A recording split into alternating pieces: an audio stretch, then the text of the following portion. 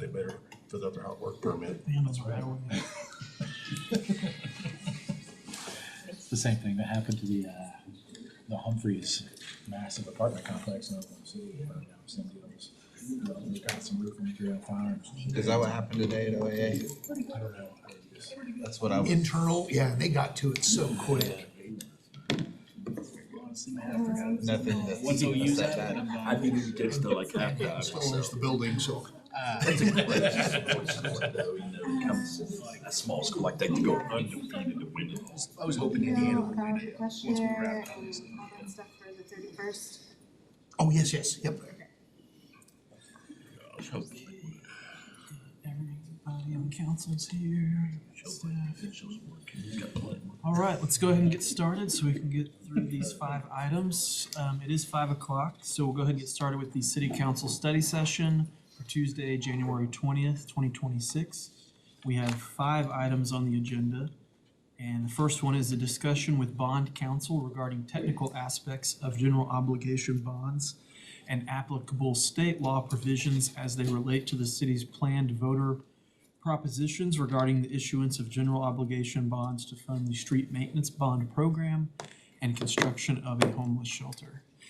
And I think our bond counsel has to be in Chickasha for a meeting at 6. So if you guys want to take it from here. Most of you, I think, know Nate, but Nate Ellis has served as our bond counsel for many years, and he regularly advises us on all things bond related, but specifically general obligation bonds before we take something forward to the voters and to council for a vote. We work very closely with Nate to draft language for the proposition, and so the language in the ordinance you see is bond language that will get those bonds sold on the market after if they're approved by the voters. So we wanted to make Nate available to you all in case you had any questions about that and just to kind of chat about some of the language. Good. Well, good evening, Nate Ellis, Public Finance Law Group. I don't have a formal presentation for you, but I mean, just generally speaking, when we're going to the voters to issue general obligation bonds, there's a couple of parameters that we have to observe. There's a couple of different areas of bonds that we issue. What the city has historically done, I don't think exclusively, come over here so you all are spinning around, looking out of the back of your head. What we've historically issued is Article 10, Section 27 bonds. And so the requirements there are that it's a 50% majority vote, which is different from what we see on school bonds. Those are Article 10, Constitution, Section 26, that requires a 60% vote. And this Section 27 provision allows cities to do the 50% vote for roads and bridge type projects, so that transportation, and then it can be done for public utilities. Now, we think utilities, we think water and sewer lines, things like, but really a public utility is just about everything you can imagine that a city might engage in. So, I mean, cemeteries are public utilities, homeless shelter, community facilities, things like that. Those are all things that would qualify as a public utility, but the requirement is the city has to exclusively own the property, has to exclusively own the building, the assets, whatever the case may be. And so that sometimes presents some long-term challenges because there's not really good ways to, you can't buy it and then build it and then turn around and lease it to somebody else for them to operate the facility on your behalf. So exclusively owned. And so again, the city's used that numerous times over the years. I think the most recent one we did, the municipal complex improvements that were actually voted in 2008, we finally were able to issue in 2020. That's an example of community facilities that we did here as well. So we have to identify what we're specifically issuing. We've got language in there about it being to exclusively own or exclusively owned by the city. And you see we don't have that in streets because streets aren't really owned by the city. They're in right of way. So it's actually owned by the property owner. So that's why there's that exception. And then we have to go in and we have to identify with respect to each proposition that we have to identify how we're going to spend at least 70% of the funds. So if we have $35 million in streets, we need to identify where we're gonna spend at least 75% of that, or 70% of that number. Norman historically has taken the approach of let's identify where we're gonna spend 100%. I mean, I think that's a good practice, but that's more than what's actually required. And then the projects that you specifically list, you have to complete those projects. And you need to spend at least 85% of what you said you were going to spend on those projects. Now, if you get grant funds that come in from other locations, that can offset that and maybe change that dynamic a little bit. But generally, you've got to identify what you're gonna build, you're gonna identify generally how much it's gonna cost, and then you gotta spend the money on that. So you're pretty restricted, much more so than you would be with sales tax proceeds or utility revenues and kind of picking what you wanna utilize those for as far as projects. And, just because people ask, sidewalks don't fall under that and require a 60% vote to do a sidewalk bond program.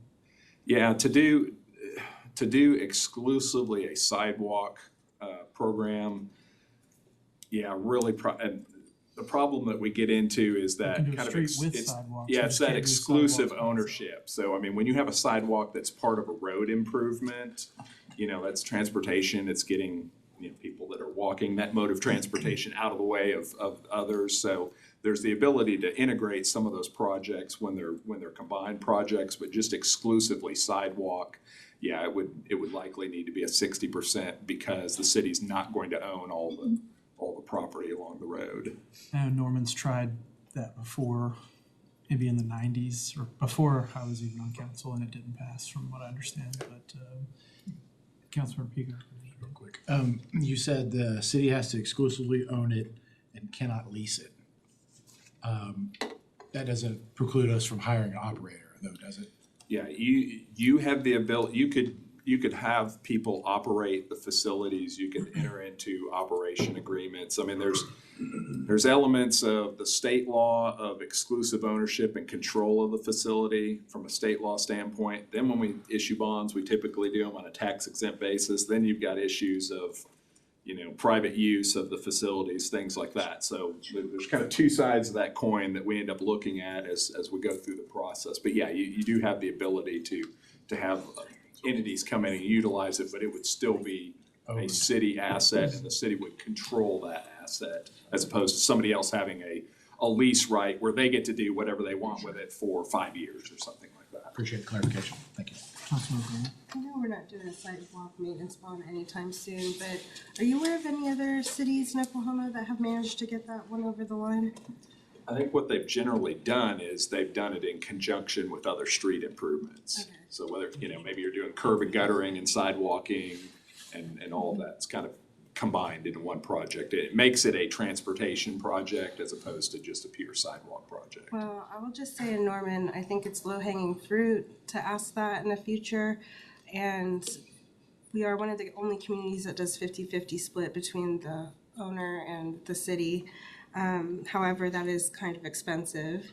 And every year, I feel like most council members, I know we've had turnover, are usually jockeying for a position to have sidewalks addressed in their community, so. But, thank you. And so one of the examples that came to my mind about capital projects that were constructed by the city through voter-approved bonds and then later given away, well, traded. So the rec centers that we have that are now part of Norman Public Schools, originally built with voter-approved bonds, and after 50 years, the bonds were paid off a long time ago. And now they belong to NPS, they're attached to the schools. So I don't know if you could explain, is there just like a time or once it's paid off, or what is the law say Public about? to public. How long The is answer it- is how the long is law it a city doesn't asset? really say. I mean, we spent quite a bit of time and effort trying to navigate this question of how to get there and where it ultimately came to with the two rec centers and before that with the gymnasium at Norman High used to be Right, yeah. city asset as well. It gets to the point where the ability to upkeep, you know, the maintenance and repair requirements exceed the value of the property. I mean, really, there's no way for a city to dispose of exclusively owned property without going through the normal, disposition of property, and then you would take the proceeds from the sale and you'd put it into your sinking fund to pay down. I mean, those bonds are long since gone, but you put it in your sinking fund. That's the proverbial rebate to the taxpayer, whoever they happen to be at that point in time. But yeah, kind of how we were able to get there is that, we had repair needs that were in excess of the actual value of the facilities. And so, kind of from a safety standpoint, the ability to continue to utilize the facilities, that, the school could step in and they could make the repairs, and that was effectively for de facto acquisition of the property, is them making those repairs so it could continue on. Okay, and is it the same, since this program has existed since 2005, 6, and been renewed every 5 years, is it the same bondholder that we've had the same whole time?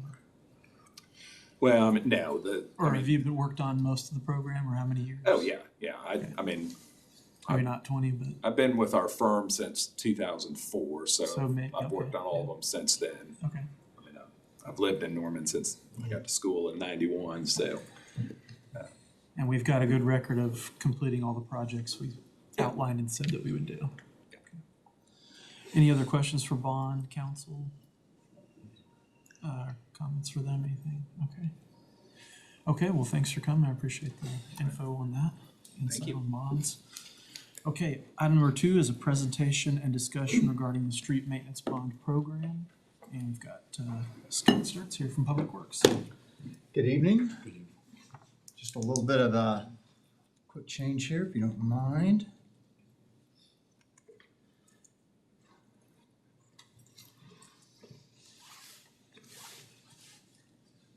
Just kind of a quick map that's kind of showing you all the street bond maintenance locations that we're looking at.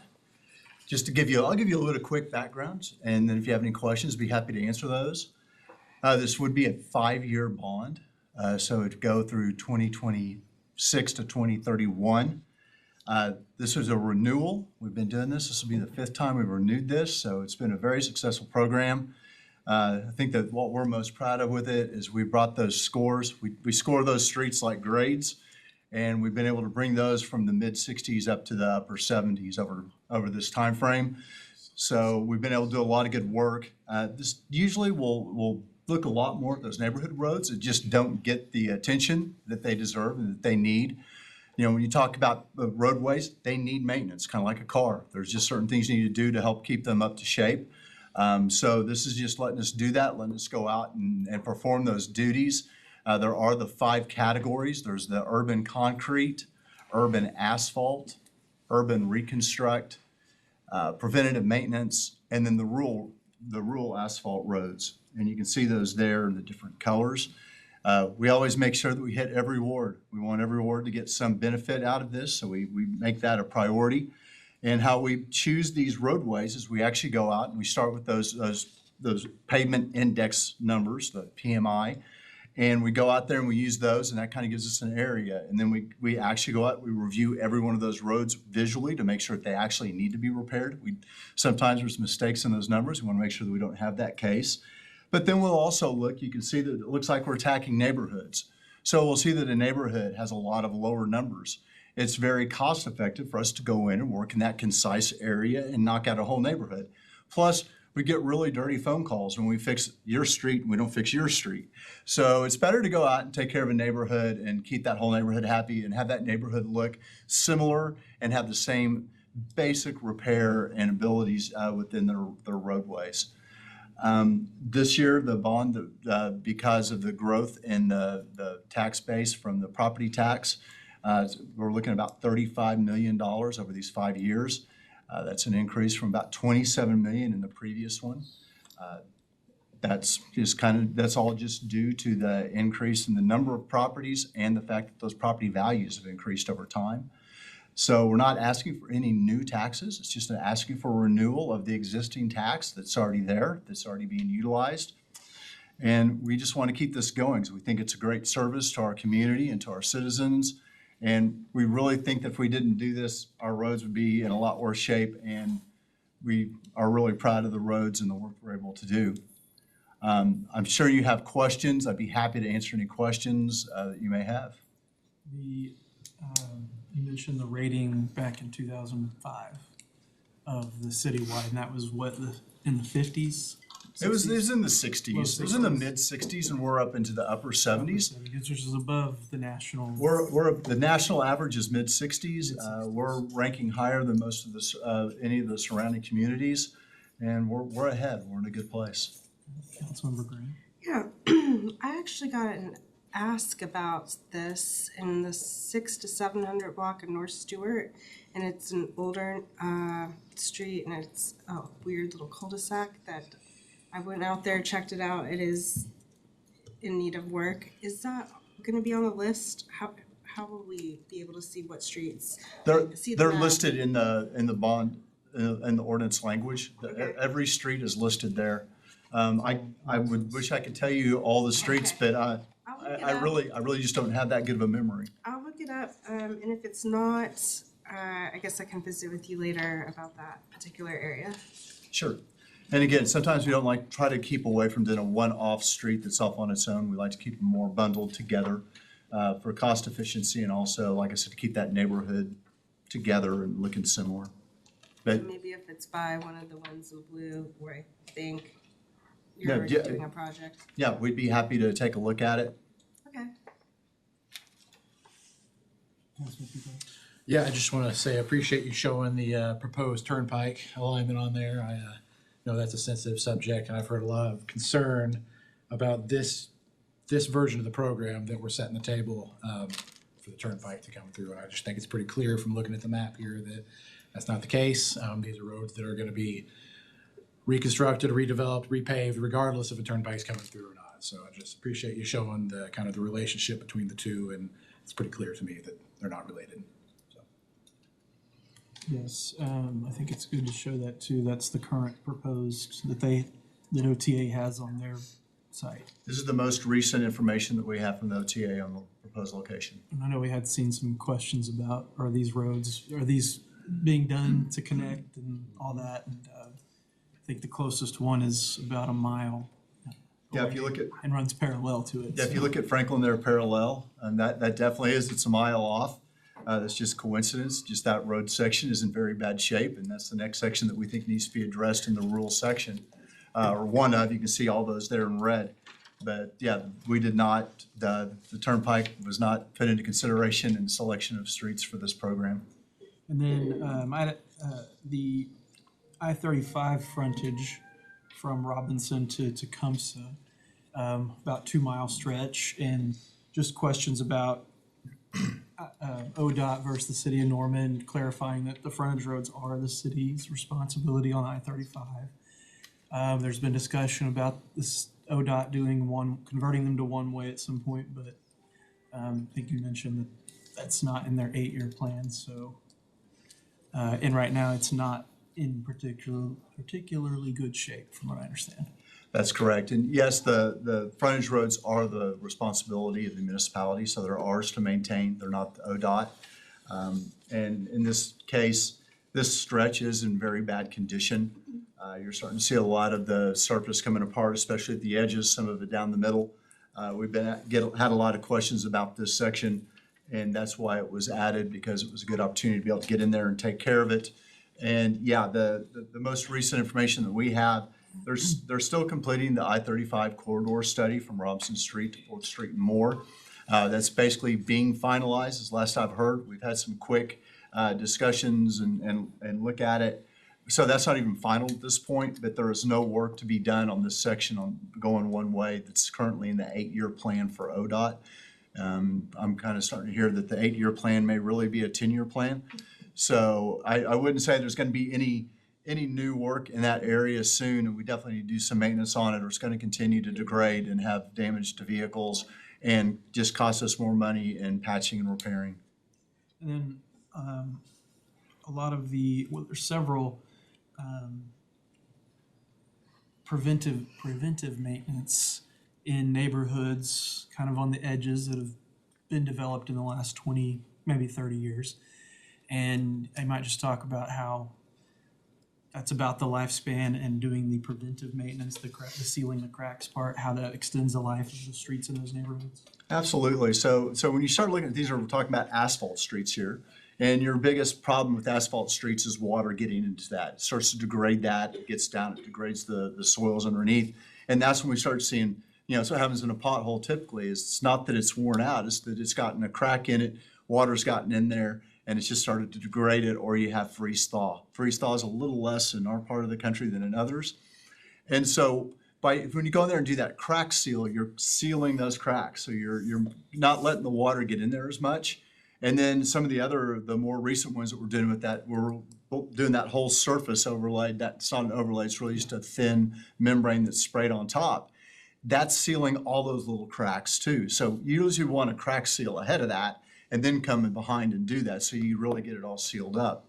And with an asphalt road, they typically say within 5 to 7 years, you should be out there doing crack sealing and then repeating that. And then usually in that 15th year, you're starting to look at some more larger type of preventative maintenance measures, more like the spray on that we're starting to use or a thin overlay. And then when you start getting to that 15 to 20 is when you start looking at needing to do what we do at the mill and overlay.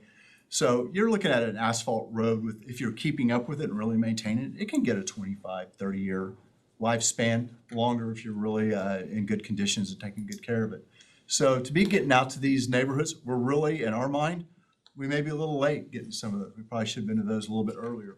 Preventative maintenance got added in the last 5-year cycle as a larger portion. So this is a program that we're very happy with. We're seeing a lot of good benefit from it.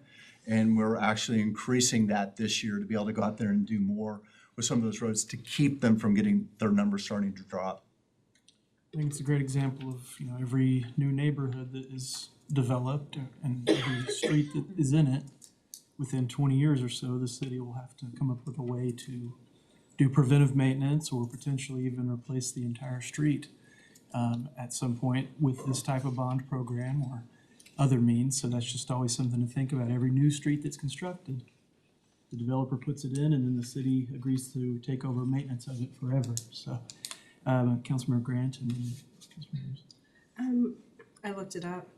So Ponca Avenue from Acres to Frank, Ponca Avenue from Frank to North 700 end of Ponca.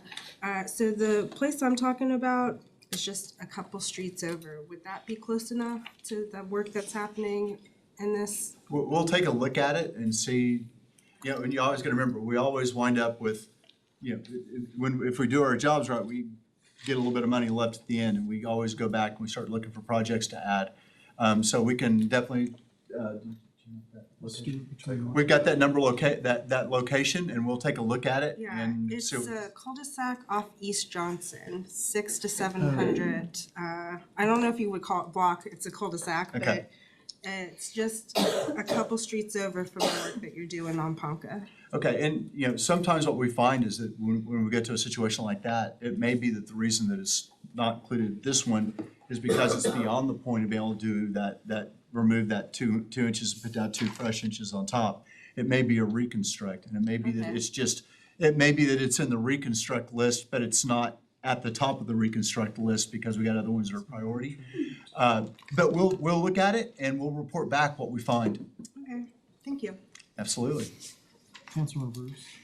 I went over your list, it's pretty thorough as far as all the streets by the categories, so you might want to look at that list, but, so my concern, probably like everyone else, is flexibility. So I was listening to a lawyer over the bond lawyer, so you list 100% of your streets.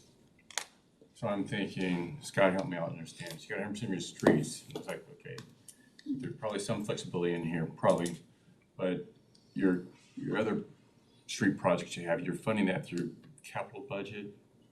Yes. Okay, and so is there enough to cover your needs? In the maintenance? Yeah, capital budget in this bond to cover the needs. Does that make sense? We feel very comfortable with the streets that we have selected and the amount of roadways that we'll be able to get to and to treat. You can always spend more, but there is just a real fact that at a certain point, it starts becoming more work than we could complete in a year. And that's what we try to watch very carefully. We do the same thing with our sidewalk program. There's a certain point where you're just running out of the ability to complete it in a year successfully, and we don't want to have the bond. We got to complete the bond within that 5-year time frame. So right now, we're pretty comfortable with the amount of streets we have. But there's always a little bit of ability in there because we have some contingency funds always figured in. We always do that. We also do a small inflationary rate every year to account for increase in costs. Although I will say in the last 5 years, we did not keep up because it was about a 60% increase. We had 2% per year. They just missed each other pretty badly. So we do take precautions. And at any time, if we've expended all those funds in a year, we can come to council and a project can be added. And then at the end, when all the projects are complete, if there's funding left over. And we've done that this year with the previous bond where we came in and we asked to be able to do Robinson Street and frontage road on the east side of I-35. And those were added, and we'll be expending funds on those to get those repaired with funds that were still remaining in the previous bond. So maybe I'm asking around this, you got this listed out 100%, not 70%, but 100%. So you're locked into these, and so you don't have that flexibility of 30%. So your capital program, you're really prioritizing those. Every 6 months, you're prioritizing, reallocating based upon higher rate of failure than what you anticipated. So you're using your capital budget as your tactical, and this is your strategic. And we do get a portion of the capital every year to go towards street maintenance. And so we do have those funds available for something that would be new and that could pop up. Also in that is alleys and so a few other programs, valley gutters and some other programs that we have at our availability to be able to go in. So we have some expenditure money there that we can come in that council grants us that we're able to go in and take care of those situations like what you're talking about where the street just starts having a really bad failure and we need to go in and do some additional work. So Scott, in this scenario, how many of those projects listed on the map will be done by third-party contractors? All. Okay, so to Councilmember Bruce's point, the fact that our street superintendent's sitting up against the wall, the last time we chatted about how much work, how much capacity do we have with our crew?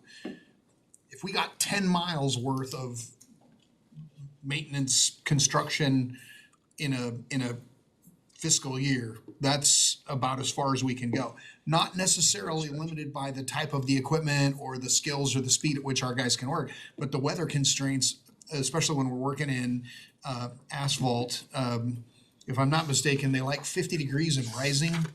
So now is not a great time to go out and do good asphalt work. It just doesn't take as well as when we're out there paving in August. You're gonna get some really good quality asphalt finished products. So those are the constraints under which we operate. But Joe's crew is primarily that tactical group that goes in when we got a systems failure right in the middle of the bond program. And then the rest of Mr. Sturtz's engineering team will be administering all of those contracts. And then, of course, we have our full capital program where we go out and, it's kind of, the capital, like the transportation bond programs, to me, that's kind of like that's where you go and you buy the new car. This is where we do the oil changes and the, sorry, I didn't know I had my ringer on. And, we're doing the oil changes and putting new tires on it and air filters, so. Okay. And on the website, the informational stuff about the program and the election for it, if it's not already on there, can we make sure that there's a link for people to see the programs going back every year since it started and the list of projects that have been What we've done is we've added the previous bond languages, the language that had those streets listed. So that's on there now. We are getting this up online. Online, we do have an interactive map where you can actually pull it up and look at it and pin to it. It'll tell you the cost, the projected year, the program it's in, so you can really get a lot of good information off the interactive map. We'll be sending out information on it. We'll have QR codes to help you get to it. So we want to help people get the information in their hands. And in the 2021 program, it is in the last year of it. It's in the last year. And all the projects have been completed except for the last 5 or so? There's just a In that few of last the, year. we're wrapping up the last year's programs on a couple of them, but many of them are already complete and done and good to go. So we're pleased with the progress. Every prior year has been completed. We have been taking a very serious look at making sure we complete every year within the year without rolling over. So yes, by the time that this bond goes into effect, we will have completed all roads that were within the bond program, plus a few more. Since 2005. Yes, sir.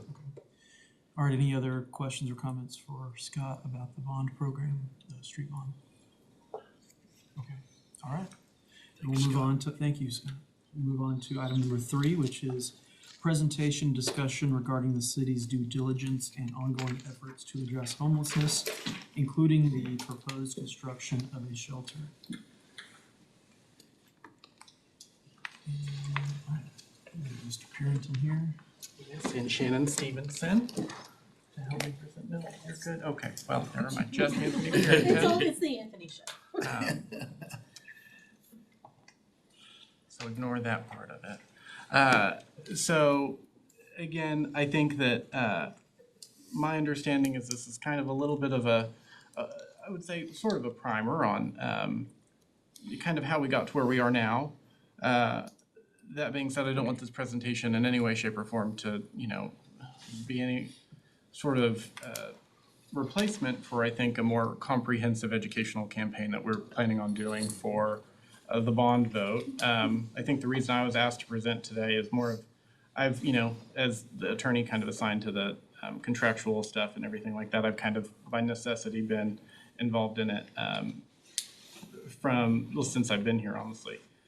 So one of the things I kind of want to start out with here is I think Councilmember Grant, very early on, around the time that we were considering 718 North Porter as a potential shelter location for the permanent shelter, you had the great idea of starting a webpage to kind of update the public as time goes on for, everything related to the shelter and everything like that and the city's ongoing efforts. So if anyone wants, and this is going to be a much better informational resource than what this presentation will be, let me tell you, because it's much more comprehensive.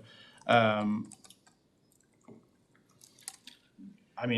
I do is to get to the webpage, because it's easier, is just Google City of Norman homelessness. It's the first thing that comes up, right? And this is, again, a fairly comprehensive set of information designed to educate the public on the city's ongoing efforts for homelessness. So, our communications, Team Tiffany has done a really great job of updating this as time goes on. We have reports, point in time information, all the agreements, resources, timelines, including a more consolidated timeline because it's getting a little long. Councilmember Grant. I know you haven't scrolled there yet, but I want to highlight the contractor updates because that's what I've been telling people to look for the data, because there's this narrative that the people aren't from Norman, but when you look at the data, it supports what we hear across the state. Or from Oklahoma, if it's your community, it's mostly your community, and that the fastest population is 55 and over for homelessness and experiencing that for the first time. So I love it, and I refer to it all the time. Yes, it's a great resource, I do think. One that, again, someone who has been involved in it also may have had to refer to it to jog my memory because it's been so long on some of the stuff. So without further ado, I'm not going to, could we be here all night to talk about the history because it's so long? Yes, but that is not necessarily, I think, the best use of our time. So I want to have there to be time for questions, but again, this is really meant as a high-level overview of kind of how we got to the point we are today, just to bring everyone a little bit up to speed. I think it's kind of hard to talk about homelessness in Norman without going to the point in time count, which is data, yes. Is it perfect data? It never will be. But this is, again, for anyone who's not familiar with it, the point in time, it's, I think, going to happen this week, Friday. Every year in January, a group of volunteers everywhere across the country on one day in particular get together. They go out in their communities and they physically count every person that they can contact who is homeless in order to try to get a snapshot view of how many people are experiencing homelessness in the community at any given time, right? That is a tall task to do in frigid temperatures this Friday. Again, it's not meant to be a perfect number or even an accurate number. It is the number we have, right? So this is the numbers that we've had since about 2021. Around COVID, obviously, the numbers are going to get a little interesting because of COVID, and because it's kind of harder to conduct an in-person count. So last year, again, our total persons for people, persons experiencing homelessness was around 238, which was technically down from the count that we did in 2024, which was 240, right? In the point in time information, there's more, detailed statistics, but I think for the purposes of this discussion, since we're talking about the emergency overnight shelter, one of the other points of data on there is the amount of beds available. It's like a housing inventory, and one of them is going to be for emergency shelter beds, right? For Norman, right, technically, sort of, that number was 120 last year, meaning that for emergency shelter, there were 120 available beds that were available to those needing emergency shelter. Asterisk, because 46 of those beds are Food and Shelters McCown Village, the tiny homes. Talking to the collaborative applicant, that would typically be seen not as an emergency shelter, but as transitional housing, because it's more long-term. It's not necessarily like night-to-night stay, but that was how it was categorized in the system. And so I think that is a discussion that they're having on, like, is that the appropriate place to put that and to categorize that? So if we're talking about the shelter beds that we think about when we think about emergency shelter beds, it's more like, oh God, 120 minus 46, I think that's like 74. That's, I think, a more accurate number. And again, 52 of those would be from the city shelter on Gray Street. So again, I think the other second largest would be Salvation Army. I think they have, for last year's count, 16 available individuals, and then I think 4 families or 5 families. And then next one down from that would be the Women's Resource Center. I think they had 14, if I remember correctly.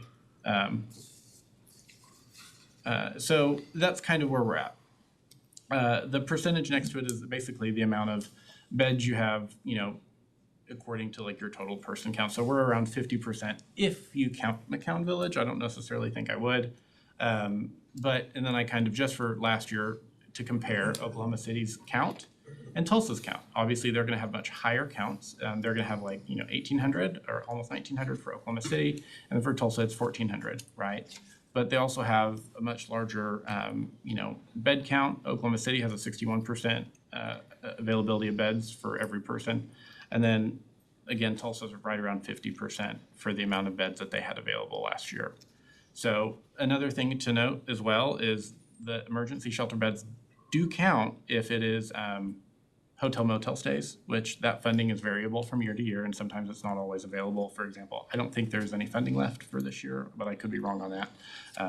So depending on the year, the weather on the point in time count, that may inflate the numbers. If you have money available for 15 people to stay in a hotel for a hotel voucher, then that would add 15 beds at that time and that point. So all that being considered, that's a lot of information, but that's the point in time count, and that's kind of where we're at right now. And again, hopefully after Friday, we'll have some numbers for where we stand this year.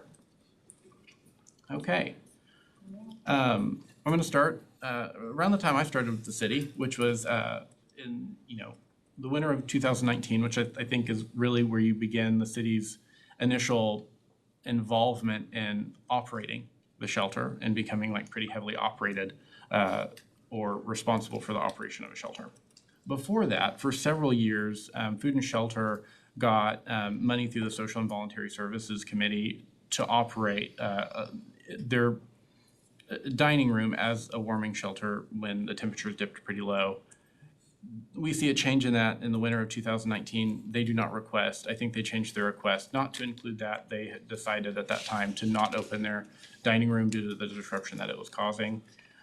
So we do not see Food and Shelter offering that service in the winter of 2019. And in response, the city, not wanting to go without a large emergency shelter for those experiencing homelessness, decided to, for that winter specifically, use what is now the Development Center, which was at that time the old library, as the temporary overnight shelter for winter season.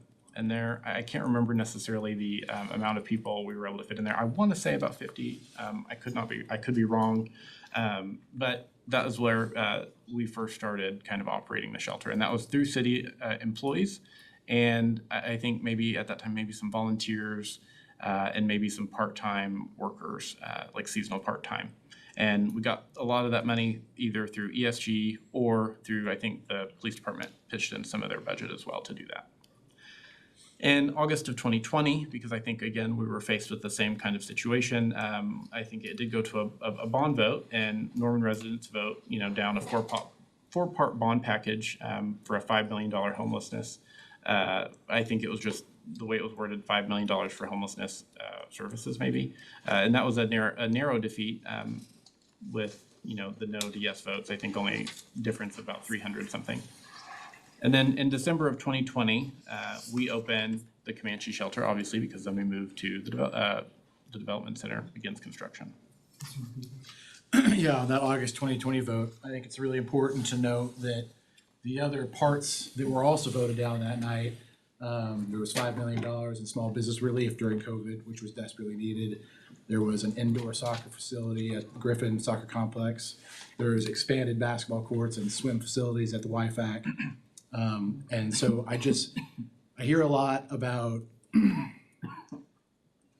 Norman residents don't prioritize the shelter because they voted it down, but they also voted down several things that I think Norman residents do prioritize.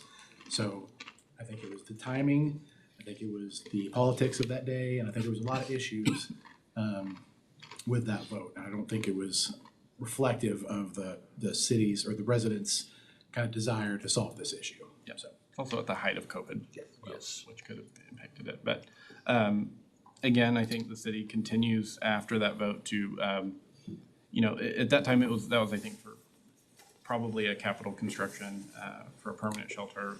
Again, Comanche shelter. We opened that. It was a lease. It was not a city-owned building. It was on Comanche. Right on Comanche and Porter, basically.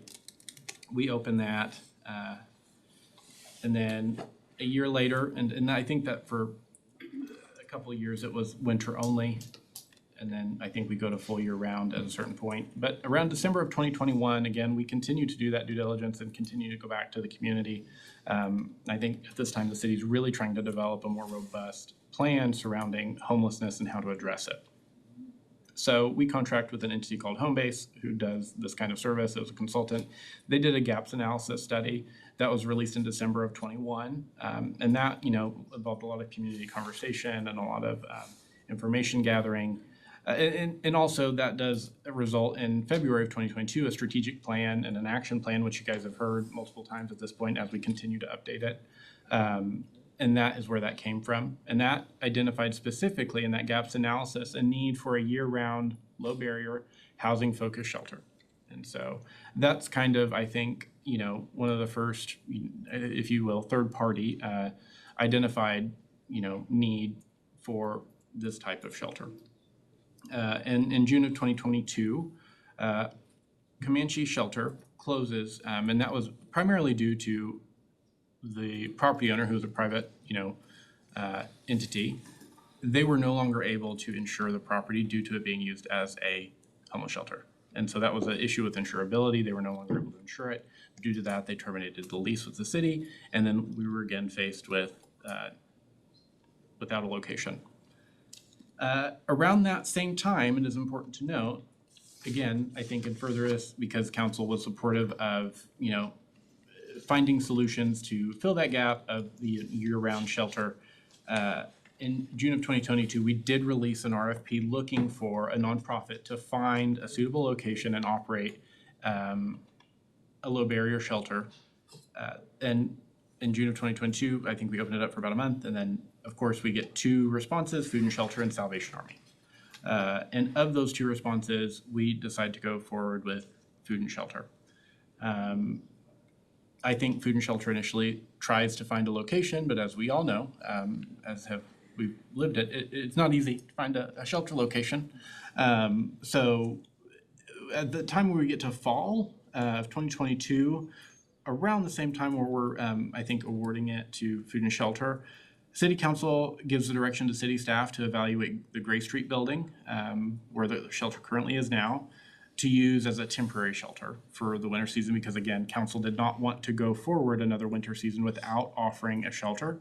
And again, it did not look like Food and Shelter was going to be able to mobilize in time to operate a shelter, finding a location that was not something that the city provided. So at council's suggestion, we evaluated Gray Street as a potential location and went forward at council's direction. So that is kind of how we got to the Gray Street building. And then, again, every time I think council has always voted to extend the shelter. It's never been closed for an extended period of time since that time, summer or otherwise. And in summer of 2024, at the end of the Food and Shelter audit, Food and Shelter decides to terminate the contract with the city for operation of the Gray Street shelter.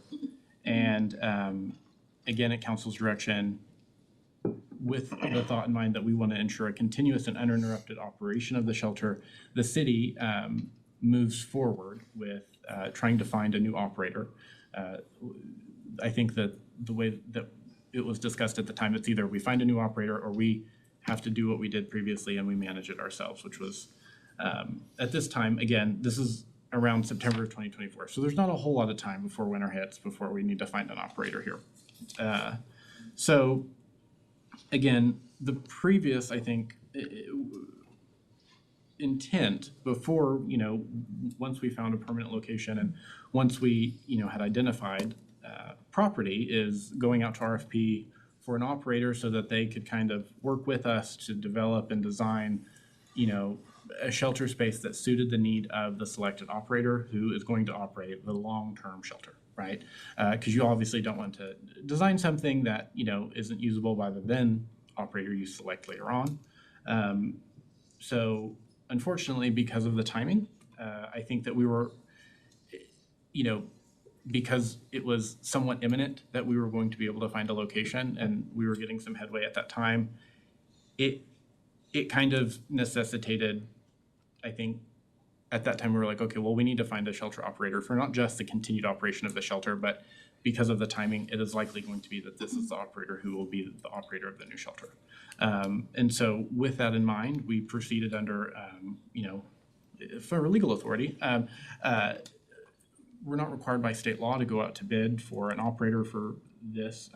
That's really reserved for public construction. However, our own ordinance do require for, contracts over a certain amount to go out to a competitive bid.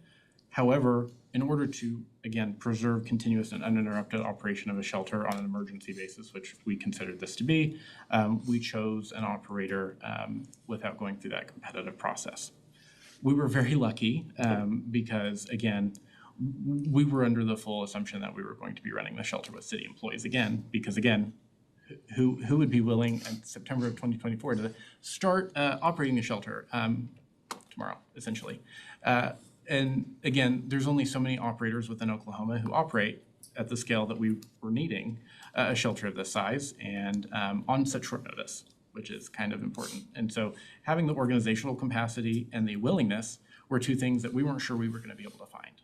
Luckily, when we contacted CityCare, well, one, thank you guys for not hanging up on us when we called and told you why we were calling, but they were actually very receptive to that idea. Now, keep in mind, CityCare, I don't know if you guys knew this, I think you did, was the model that Food and Shelter specifically themselves used to emulate their shelter operation. Like, I think that was specifically the way that they, the operation that they used. Now, again, was it at the same fidelity? I'm not sure, but that was kind of what was communicated to us is this is kind of the standard that is important. And this is the standard that we're going to try to hold ourselves to. So we already knew about CityCare and we already knew that they are a really great model. And we consider it to be the golden standard in Oklahoma, at least for operators. So we were extremely excited that, again, they took our call, but they were also willing to come to Norman. And since then, I think we hope they have done a really great job of embedding themselves in the community and engaging in, a community specifically where the resources are so connected, you can't rely on your Oklahoma City connections to get someone housing in Norman. So in order to be able to enmesh themselves within the resources that they have been able to do in Norman, in this new community, in such a short period of time, and have such a success as they have, is really commendable. And it also goes to the amount of effort that they have put in and the investment they have put into the Norman community. So again, I think that's part of why we weren't expecting anyone who is not a Norman operator or Norman organization to be willing to come to Norman to offer these services. So again, I think we did luck out to a certain degree with CityCare. So with that in mind, I think it's also important to note that this is not, just something that City Council has determined is, I think, best for the community. I think City Council has at all points tried to, again, identify through the home-based plan, like, outside, evidence-based, data-driven actions and recommendations before making decisions like this. So, for example, the home-based plan, which was a gaps analysis, that is something that council specifically wanted and did, in fact, recommend a shelter. Xenia Institute, which is a local nonprofit, I think geared towards creating collaborative community conversations and coming up with consensus among communities over decisive topics. They hosted last year community conversations with residents to try to tackle the issue of homelessness, and that was one of their recommendations. And one of their strongest recommendations was that the city still needs to establish a permanent location for a low barrier shelter. And then also you have heard yourself from council, I think some from OU Student Government Association. They have I think a Home Together initiative is what they called themselves, that also recommended not only having a low barrier shelter, but here are some potential ideas for where to locate it. I don't know if you remember, their top location is smack dab right where we were in the midst of talking to the state of Oklahoma to purchase the property. So I think that, again, the location that we've already purchased is one that's already kind of been identified by council for several years, but also independently from the community as well. So, but that does not mean that we're just satisfied with one location. I think, again, there's always been a sense of urgency to have a permanent location, and we have not only looked at one location. So again, not only this was our third temporary location. We've also previously considered many different permanent locations, formally and then also kind of informally, just on a first pass analysis. But the ones that have, I think, for the most part, have made it either to high consideration, I've listed here. Some of them had purchase and sale agreements even, and were under contract and then later decided not to go forward. So for example, 5451 Hunter Drive, which was in North Oklahoma City, kind of by, I think, the York plant. North Norman. Yeah, North Norman. Council was considering that. I think we were considering a purchase and sale agreement for vacant land. And that was in early 2024, and council at that time decided not to move forward with that. I don't want to speak for council, but from my understanding, it was a lot to do with, I think, the location specifically and the logistical difficulties that would provide. Then we've also considered 718 North Porter, which is kind of an old administrative building across the street from where the Porter campus for Norman Regional used to be. And I think that we were developing zoning and plating. And again, that was, I think, direction from council that is not a suitable location. And council did end up selling that back to the county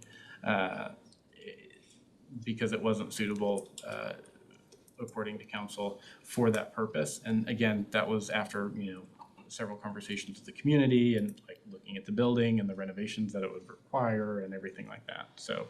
Councilmember Gray. I was gonna mention that part. It was mostly, the beds wouldn't fit from the Gray Street shelter in that building. It was 2 stories. It would cost a lot to put an elevator in there to make it ADA accessible, so. The whole building was unable to be ADA accessible for sure. Yep, and so. One reason why we had to close it, the hospital had to close it. Yeah, and I think that at the end of the day, again, I think for both, I think all of the affordable housing projects that the city has looked at so far, and also as we look at, either renovation or new build in terms of the amount of deliberation that's gone into one or the other, right? Do we build new? Do we renovate an existing building? Obviously there are going to be pros and cons with each, but I think as we've gone through this process, it's been pretty clear that renovation, in the short term could be, it depends on the property, more cost effective. But in the long term, I think the most cost effective approach is going to be to build new. And depending on, I think, again, that's highly dependent on the location. Speaking of, I think a lot of people are like, well, why don't you put it on the Griffin Hospital campus north of Main Street, which we've tried that too. Twice. Twice. Tried to get that one twice. Yeah, and that one was the vacant patient activity center. That's when we got a lot of insight into the, I think, state of some of the older buildings on the Griffin campus, and there's a lot of safety concerns there. Not only in the buildings themselves, but the areas around the building and accessing the building, potential sinkholes, where, like maybe a tunnel used to be. So again, when you have a very old building that has been expanded several times, but then, has been left vacant, you have, issues with, bringing that up to code. And also you're kind of retrofitting a building that isn't designed, or that wasn't designed for the purpose in which you want it to be, right? And so there are functional issues with that as well, operational issues with that. And so all of that kind of plays in together. And I think for many, many reasons, that was considered not feasible. And that didn't necessarily even make it to the point where we considered it in terms of like trying to, work with the state in order to purchase it or lease it or anything like that. It just was not feasible. And that's why it did not get to the point that it got. And I think we did several walkthroughs, we did several analysis of, the cost of construction and everything like that. It just was not up to the standards I think we saw. Maybe for a temporary facility, it would have it would have been a little bit of a money sink, but for a permanent location, I think everybody agreed that it was not feasible from a financial standpoint or a safety standpoint. So this next one is included because it was originally proposed as a location, this is kind of, again, close to the area we had it now, which is 601 South Carter Avenue. And then I think maybe due to the size, eventually the city was actually interested in purchasing this after consideration, but in a way that was more going to be, I think we shifted towards permanent supportive housing on that specific location rather than a shelter. We weren't even able to get to the point where we were able to because of the asking price from the property owners was way above appraised value. And at that point, again, feasibility from a cost perspective just isn't there. So that is one of the reasons why we didn't go with that property. Then this is, I think, we're getting, these next two were actually food and shelter vetted at the beginning, right after that RFP in 2022, CVS on Main Street as a potential location. I think that would have had some pushback, I'm sure. There was a vacant grocery store, I think on Lindsay, they were looking into that one fell through. And I think from my understanding and recollection, that was about the extent of, food and shelter's ability and like looking for a location. And again, because at that time we were falling back on the idea that, maybe a lease situation would have been better than a capital improvement. We were, I think, trying to avoid building a brand new facility. But as we learned from Comanche, at that same time, leasing for purposes of a homeless shelter, when you're trying to build a permanent shelter, is that going to be the most sustainable one? And is it the most secure facility in terms of, as we found out, from an insurability standpoint, do we want to, risk, again, right before winter, something happening with that lease and then it falling through and not able to offer that service? So that's, I think, part of why we've progressed towards acquisition and new construction. And again, even most recently, it's not that, we're just opposed to, looking at,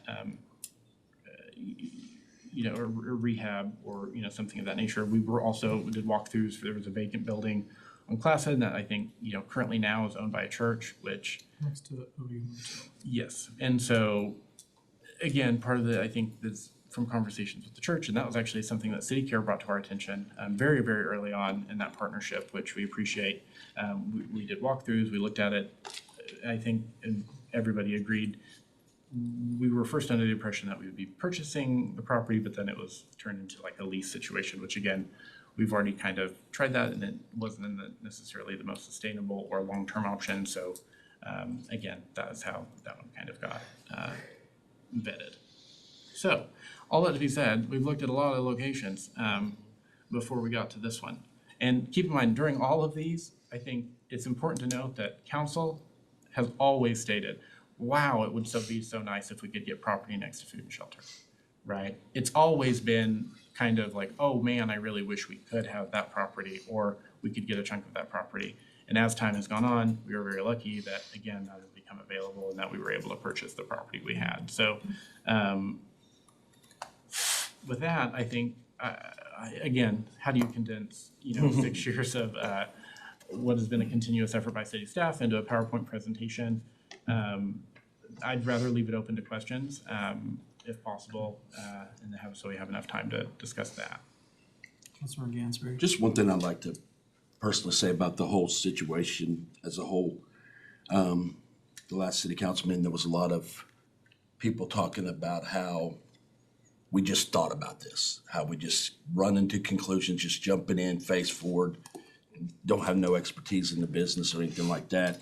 And to those people, I'd like to say I've been thinking about the homeless with the hospital and what best case scenarios and what could work and what could not work for the last 15 years of my life.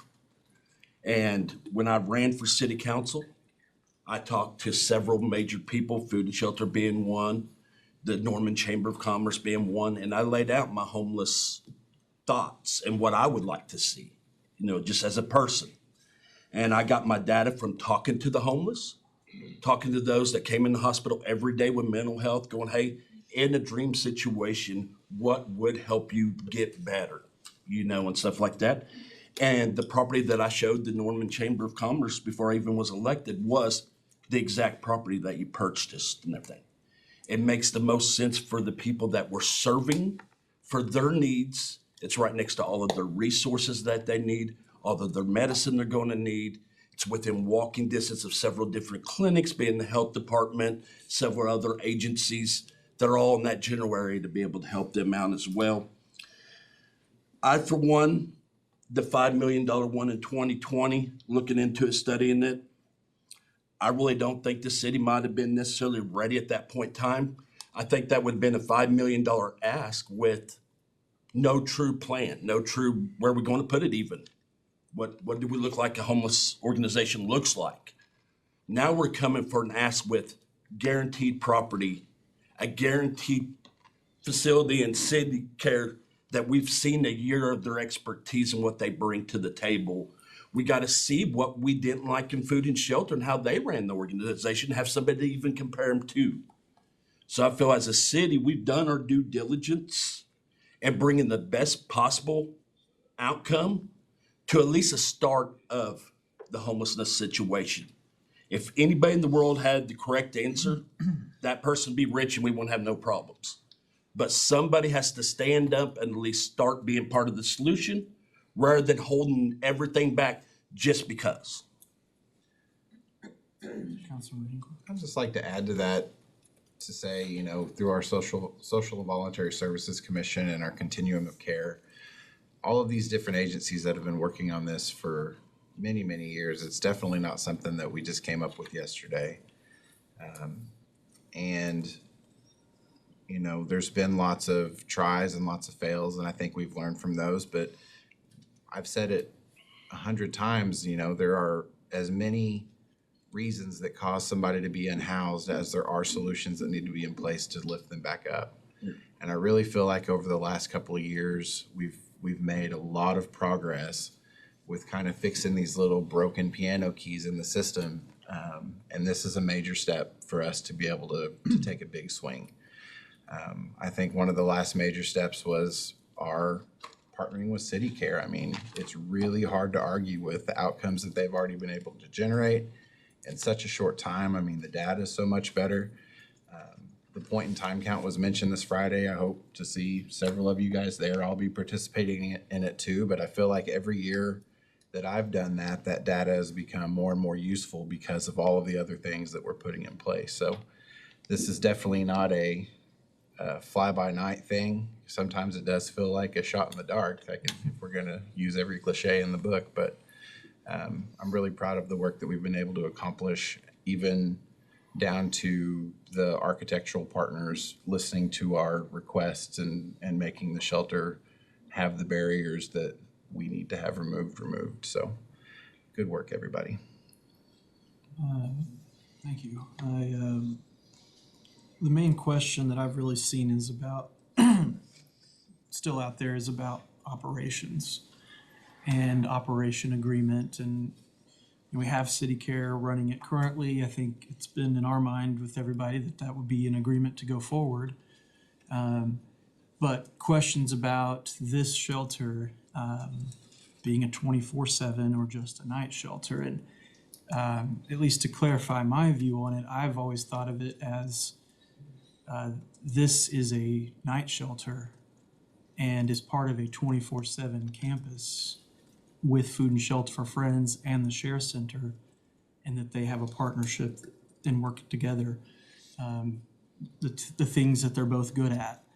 Because there's been discussion about, well, if it's 24/7 shelter, then we've got to come up with $3 million a year to operate it, and things like that. And that's not how I've been thinking about it. And so that changes what the operating cost is, the staffing, if we're thinking it's an overnight shelter that has 100+ beds at full build out. But how much more does it cost to operate it if it's still operating the same hours as far as people sleeping there?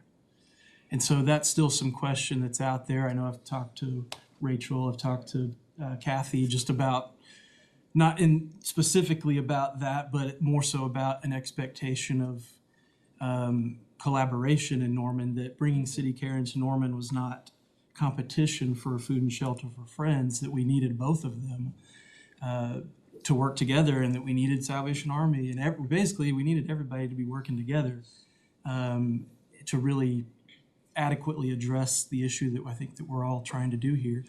And so that's been the only outlying question that I've seen out there is, we've got the location, we know what it would look like, we know how much we're asking as far as it would cost. We know what we're spending right now on the operation. We talked about, a multi-year plan to how does the city's funding of the operations go? Are we able to reduce the amount the city contributes to operations?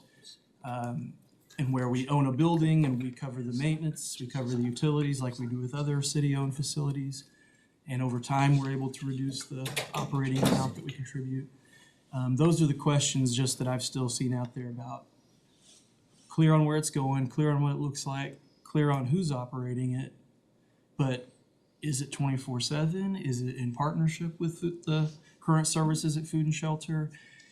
Is the city going to keep paying for the whole thing in perpetuity? That's the main lingering one that I want to make sure we can get addressed, so that voters don't have any questions about this at all.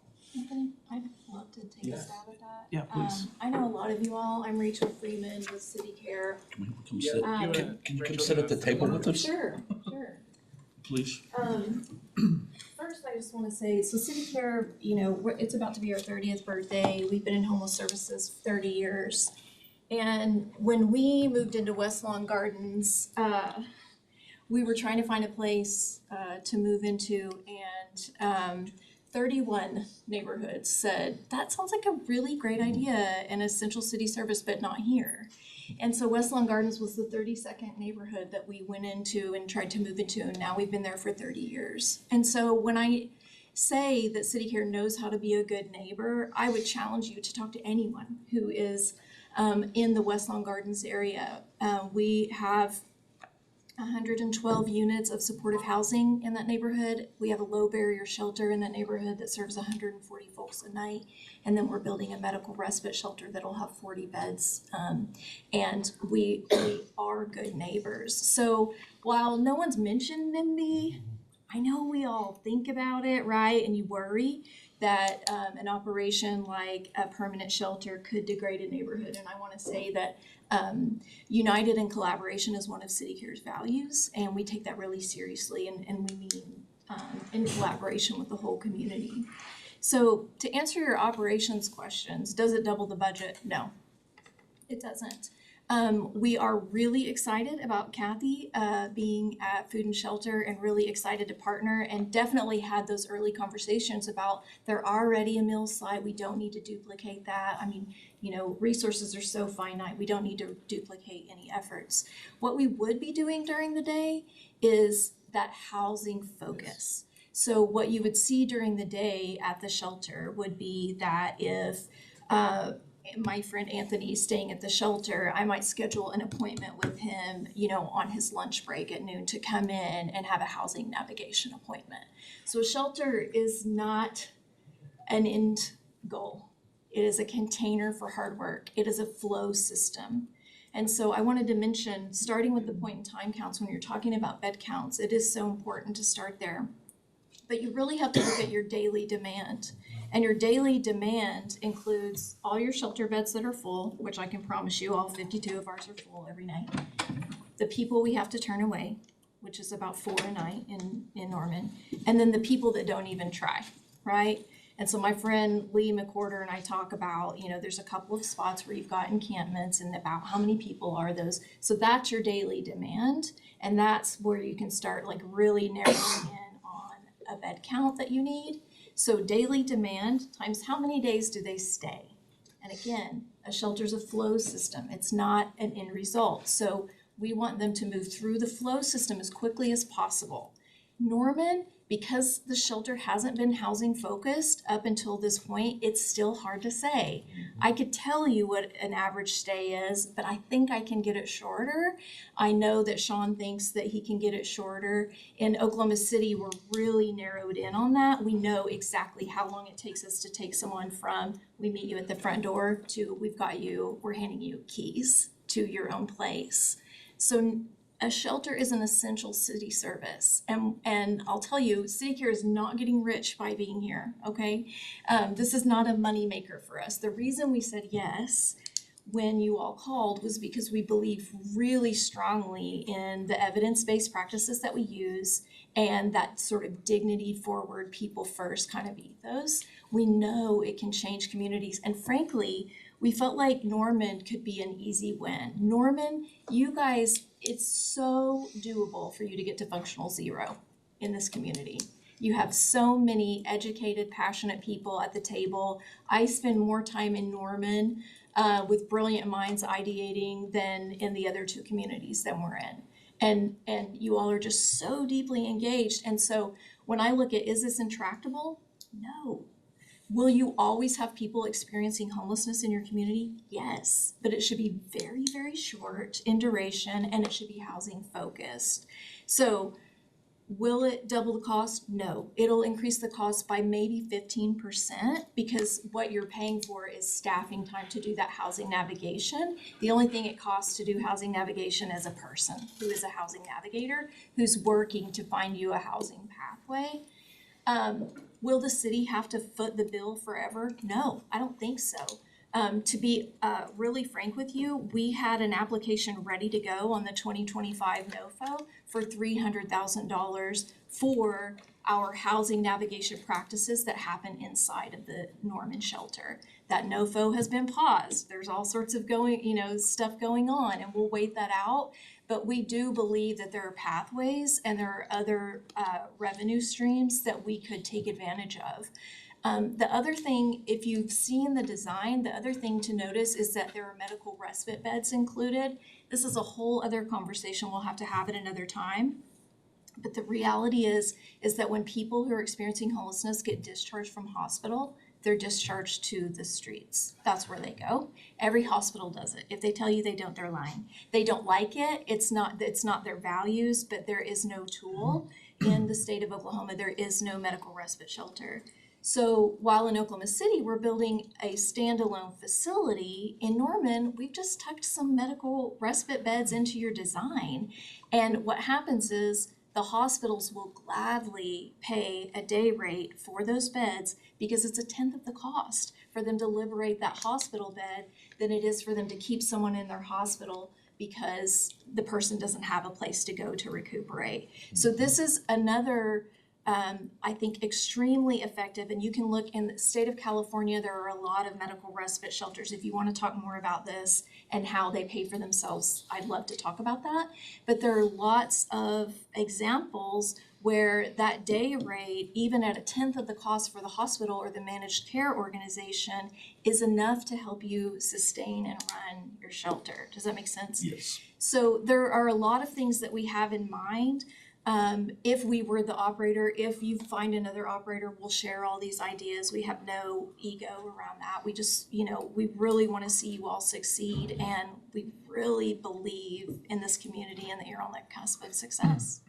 And in OKC, you have it set up where the night shelter is here, and then a little bit down the block is the day shelter, and that way. Oh, that's right.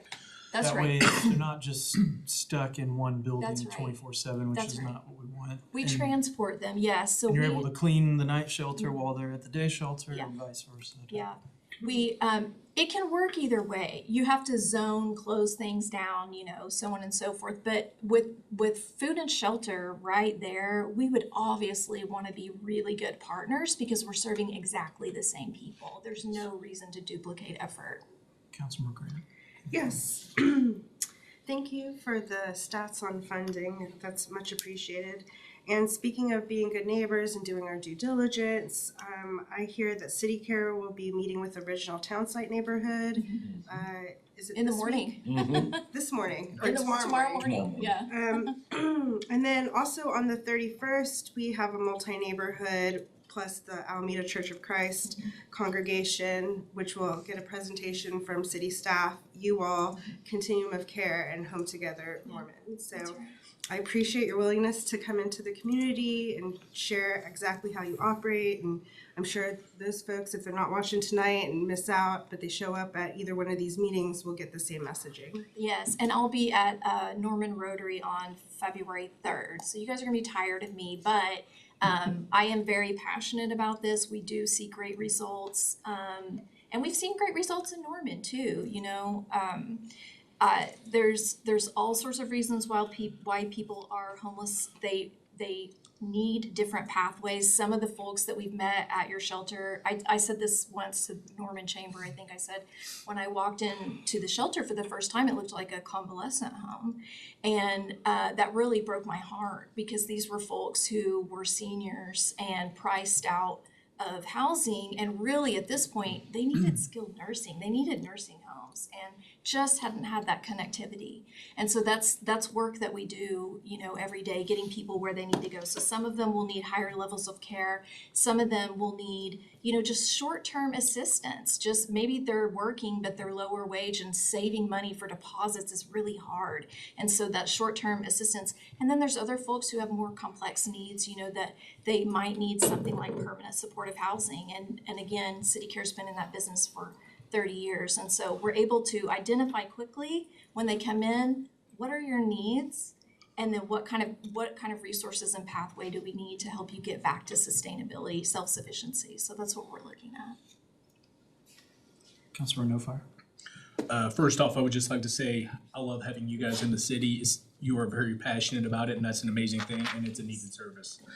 You said in Oklahoma City, you've had a lot of data from there, and you have a good beat on everything.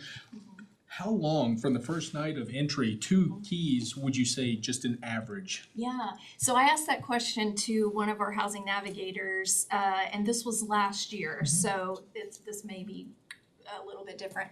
But I said, if someone does not have housing navigation services and they're just trying to figure this out on their own, what's their average length of homelessness? And he said 22 months. And I said, what happens when they engage with the housing navigator? How quickly do we get someone connected to housing, and he said 12 weeks or fewer. So it's so much of this has to do with, if you need an ID to get a birth certificate, you need a birth certificate to get an ID. So riddle me how that's gonna work, right? Another thing is transportation. If you have to go clear across town to the DMV and they're only open on these days, and you get on the bus with all your life's possessions, but your kid gets out of school in 2 hours and you're in a line, how's that gonna work? So it's really just a lot of peeling back those layers and helping people expedite those processes where we can. Thank you. Yeah. Councilor Bruce? No question, the need is great, and trying to fill that need is very difficult. Yeah, just a couple of questions for you regarding, most industries have a maturity model. You say, oh, they're maturity 5, they're maturity 1 related to the execution of that function. Is there such a thing within shelters? So like there's a third party comes in and assesses, you know, a best in class gold standard shelter and say, hey, on your maturity model, you're 5, you've Yeah. maxed out. Is there such a thing with? Not that I know of for shelters. Interestingly, there is for medical respite. There is a credential, but I will tell you, I think how we would measure that is our success with federal dollars and winning grants. So that is a competitive process, and CityCare does very well. We actually just received the day one grant from Jeff Bezos, $2.5 million. And they found us, so that's an unsolicited grant.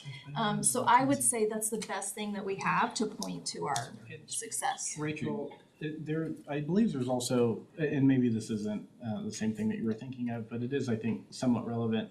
I know that Homeless Alliance has or at least they used to, I think,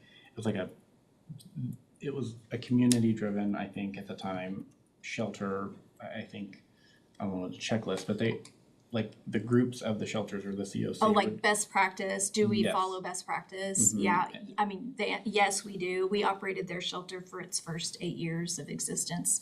Homeless Alliances, they're great friends to us, but yes, you're right. So it's like, is it low barrier? Is it housing focused? Like those kinds of things, the checklist, and yes, we would meet all of those. And so it's kind of like a community, I think, you guys essentially, and I think with Homeless Alliance helped Yeah. develop the standards right. for Oklahoma City shelters. Yeah, thanks for themselves, yeah. reminding me of that, yes.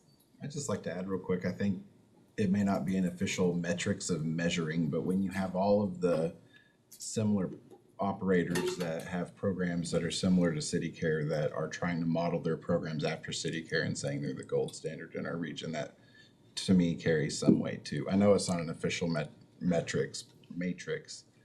Assessment system. Yeah, Yeah. but So most models throughout the United States, given the size of our population, about 130K, they don't operate what I call a GOCO, government-owned contractor operated. You have 30 programs out there. Are they, of those 30 communities, is all 30 have government where they bought the facility and selected CityCare as the operator of that function? Is that the traditional model CityCare uses? No.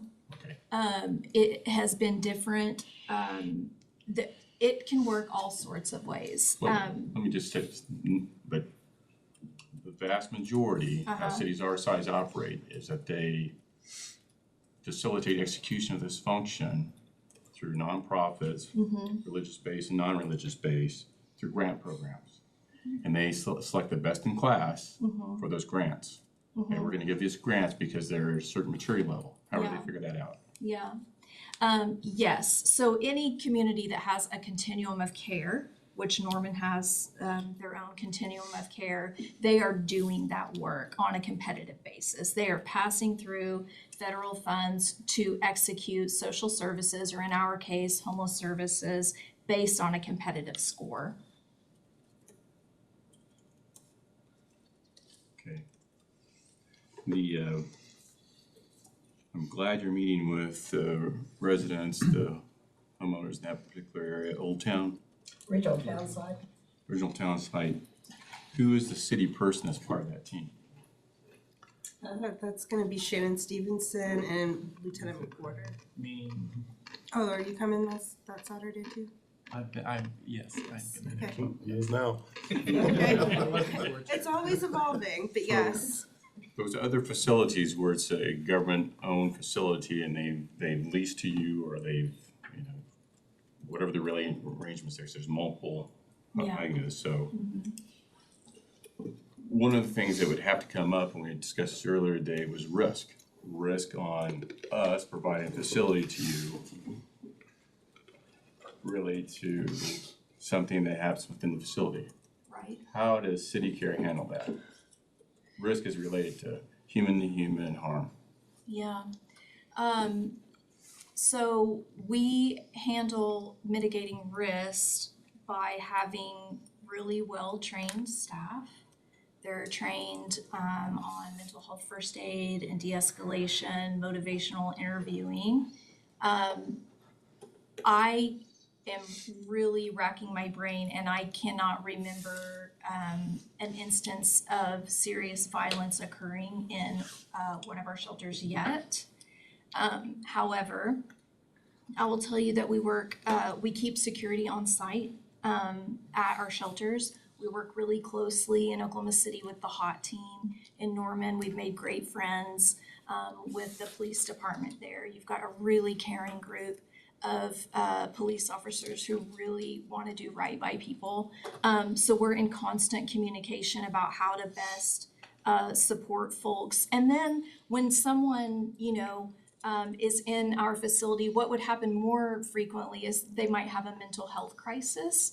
And in Oklahoma City, we utilize the crisis centers. If someone is having trouble regulating and needs higher level support than what we can provide, we're going to get them to the crisis center. So I'd say there's always inherent risk. This is something my mama passed away a year ago, but something she used to always worry about, me being in homeless services. And the data does not support that there is a higher rate of violence or risk inside of someone experiencing homelessness versus someone outside or someone who has a home. So to be really honest, and I'd love to show you around either of our shelters, but they are really peaceful places. People are grateful for a place to rest. No doubt, no doubt. So Things go south, so I'm of just course, thinking and I'm thinking from the city standpoint as far as liability associated Yeah. with something happening in those shelters, and is that liability passed on the city, or is the city really, we don't indemnify you, at least I don't think we do. It's one of the reasons why we, If I- yeah, under if I contract, met they with, have to have legal security. staff, maybe talk about that, because we do own several buildings in the city of Norman where we contract with operators to do programming like the Sooner Theater and the Firehouse Arts Center and the Depot and others. And I'm sure there's some, in case something goes wrong while they're operating it, that the city's not liable, but maybe Rick can talk about that. As a general rule, you mitigate risk by contract. So your contract is gonna outline who's responsible for what. And remember, since we're a municipality, we're going through the Tort Claims Act, so our liability is limited up to a certain dollar amount. There's also, And usually whenever we do those contracts, what we talk about is the city is responsible for the conduct of its employees. So if, for example, there was a building maintenance issue that we were responsible for and somebody on our staff negligently did or didn't do something, we're responsible for that under the limits of the Tort Claims Act. And then usually, whoever the contractor is responsible for other issues that may be there. And usually those contracts do have a provision for insurance, requires that, Yeah. the contracting entity have insurance up to a certain amount. Oftentimes you can tailor that language to where that insurance policy also applies to the municipality. So you're gonna mitigate those risks through some contracting mechanism. Understand that, sometimes you can do that. The other aspect, just a couple more things, so, government owned, contractor operated, understand it's gonna be performance-based specs. I understand that you have KPIs associated with that, and then there's some type of oversight plan associated with that performance. So, that's how I understand the frame, we're gonna build a building, Yeah, and so like with every contract, there's usually a scope of work that outlines, you know, the minimum requirements that is gonna be required. Again, that's still flexible, again. So part of it too is when we developed the current contract that we have now, that was in also close collaboration with the, you know, downtown community. We talked to them, we got a list of concerns, and, you know, we try to incorporate those as we can into the scope of work and the agreement. You know, again, I think that where we're at now with the operator we have now, CityCare, I mean, you guys are, I mean, the amount of effort that you guys put into being a good neighbor is one of the things that stood out to us to a high degree. Do you have good neighbor agreements as your current facility in Oklahoma City, or like? I wasn't around when we moved in. I don't know. Do we have good neighbor agreements? I think we had some with the car place. When we built Pershing? When we built Yeah. Pershing, yeah, but I don't think we had to get agreements, like on paper agreements, no, but we did have verbal agreements and we did help neighbors with any situations that could arise. So, There's your copy of their contract in case you want. Yeah, no doubt, the need is great and you gotta have the right solution to fill it, no doubt about that. And so, trying to find that right solution, council is given what direction to head off to. We're gonna have a government operated or government-owned contractor operated. That's not all your models, but that's some of the 30. I understand that, and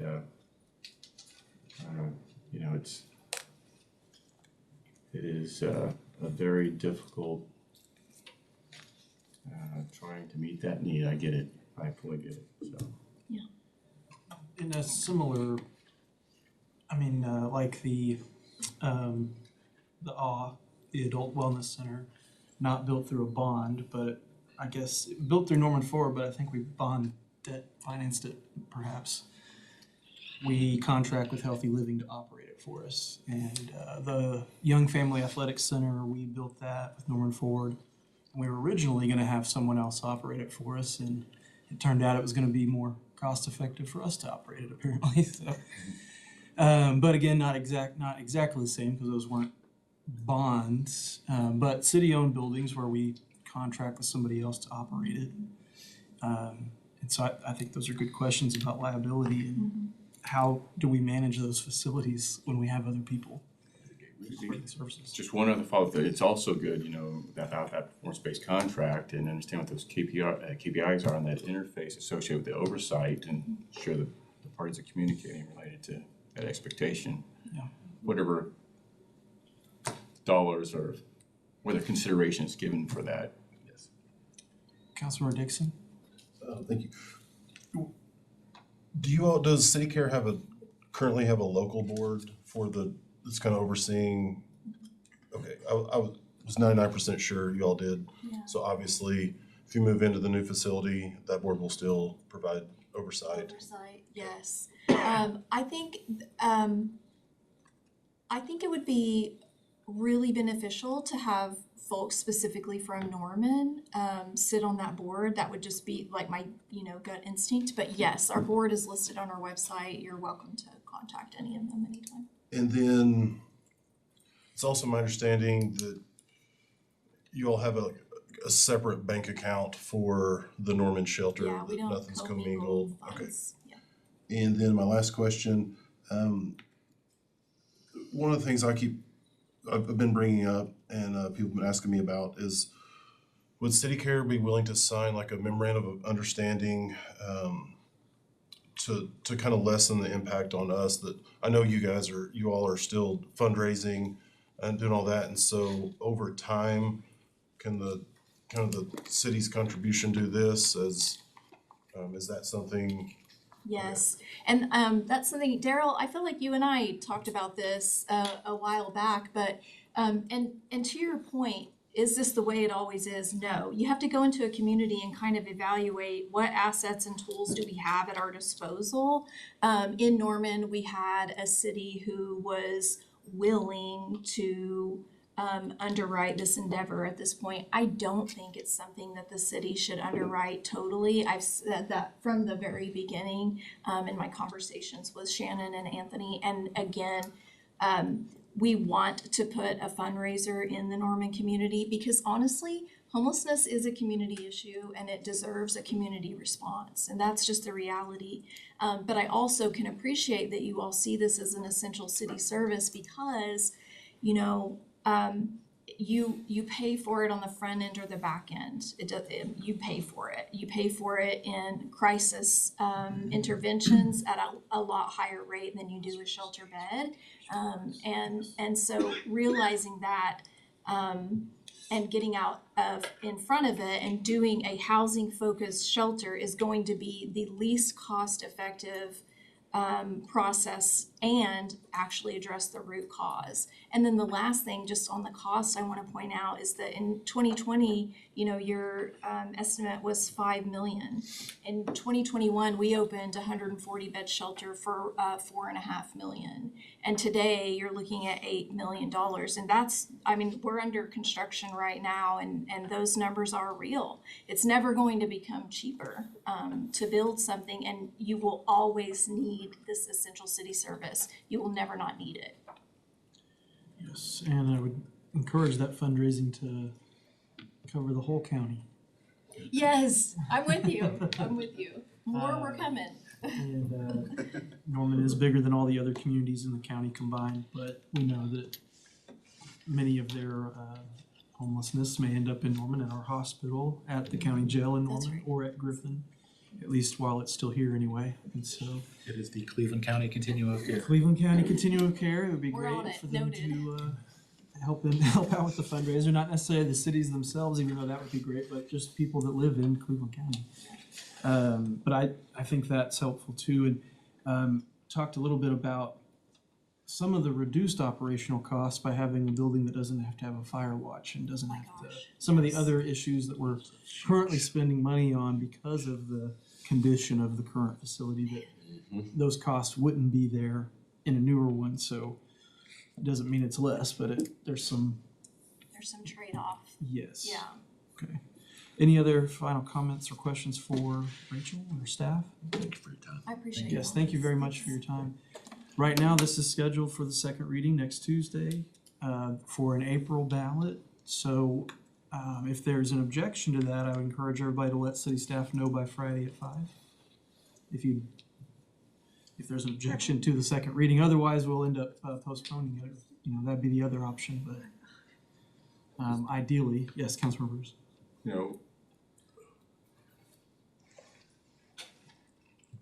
this is such an important ballot coming up on this subject. To me, you want as many, let's put this for a vote. You want as many people as possible can vote for this. What election, I mean, what ballot, or what primary, or is it the general, what's the best? To get as many voters as you possibly can. Voters to vote. And I don't know which one that is. Yeah, we'll have the citywide election in April with the street maintenance bond, and then we potentially could have 2 city council runoffs, as well in Ward 2 and Ward 5, depending on how those go. And then June, statewide primaries. So both of them hopefully both of them will have high turnouts, in both cases. So historically, which one is it? Is it the primary or which one is it? I have to look at what the data is on June primaries and what the turnout is in the middle of the summer, but that is a good question about compared to a citywide ballot in what's that? School board's in April too. School board is in April, so school board election for that one would office. Draw people out for sure. And then potentially 2, but there could end up not being any city council elections for, and then the street maintenance bond will hopefully bring people out from all across the city, but that's a good question to ask.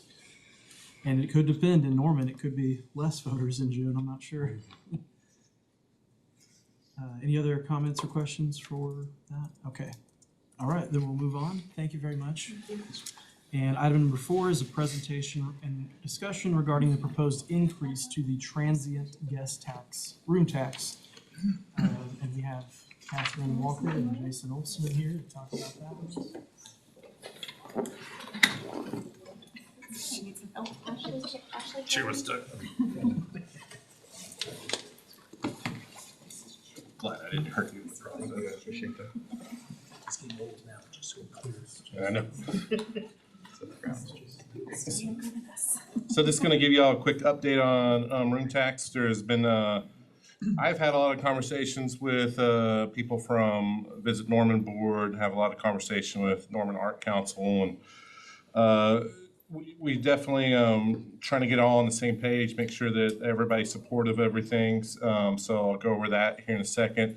But just going over what we kind of hit a little bit on last time that we talked about. Nothing's changed on this. I just highlighted what would be the main things changing in this. So be adding a portion for RVs so that we can collect room tax on that, and also be asking the voters to increase the tax rate from 8% to 10%. This is exactly what the ballot question would look like. We went over that in the last meeting. So when we start going over possible revenue scenarios, this is where we had a little bit of discussion with both of those boards. I think the biggest update is in Proposal 2 split. We've went over the current split and Proposal 1 split several times, and that's where Parks would get the entire 2% increase. After talking to Visit Norman and even the Norman Art Council, Proposal 2 is what we talked about previous last time, and that has us kind of even numbers where Visit Norman would get 50%, Norman Art Council would continue with the 20%, which would be basically maintaining what they get right now. Parks would be at 30%. That includes a 1.75 increase rate to trying to get this correct in my mind. That might be incorrect right there, but the Visit Norman portion, if we do the proposed split 2, still includes $150,000 for Norman Ford venue enhancements, and both the proposal split 1 and proposal split 2 will include a parks portion, or a portion of the parks that would go to fund public arts annually. This is something that we've all been talking about in the arts world for a long time. Be very cool to have a permanent funding mechanism for public arts. We've tried a whole lot of different mechanisms, from private fundraising to having things on your utility bill that automatically goes to public arts. Nothing really is materialized. So this would be a portion where it would, if you remember from our last discussions, that 2.5% is approximately about $118,000 in current figures. So that would be a nice way to start having a nice certain budget going to public arts. And also added some of the comparables for both Oklahoma and the SEC. I know y'all have asked us this. I forgot to highlight us on the SEC portion. I put the top 10 most populated cities in there, and as you can see, currently we're at 8.0. The highest rates right now in those top 10 is 9.25. I feel like there might have been like a Bristow or some smaller city that was north of 10%, but nobody currently in that area that's above that 9.25. We do believe once we hit that 10.0, we'll see some of these cities probably following suit behind us.